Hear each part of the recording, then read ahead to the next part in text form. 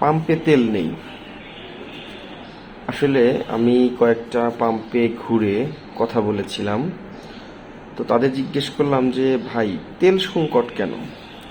তখন তারা বলল যে আগে যে পরিমাণ পাম্পে তেল আসতো এখনো প্রায় সেই পরিমাণ তেলই আসে, কিন্তু সমস্যা হলো ওই আগে রহিমউদ্দিন 1 লিটার তেলে সারাদিন চলতো, করিমউদ্দিনেরও 1 লিটার তেলে সারাদিন চলতো, কিন্তু এই করিমউদ্দিন সহ আরও সবাই যে কাজটা করছে সেটা হলো সবাই গিয়ে টাঙ্কি ফুল করে নিচ্ছে। মানে আগে যারা 1 লিটার নিলে চলতো সে এখন টাঙ্কি ফুল করছে, সে টাঙ্কি ফুল করে সে টাঙ্কির থেকে তেল নিয়ে আবার বাসায় মজুত করছে, মজুত করে পরদিন আবার যা টাঙ্কি ফুল করতেছে।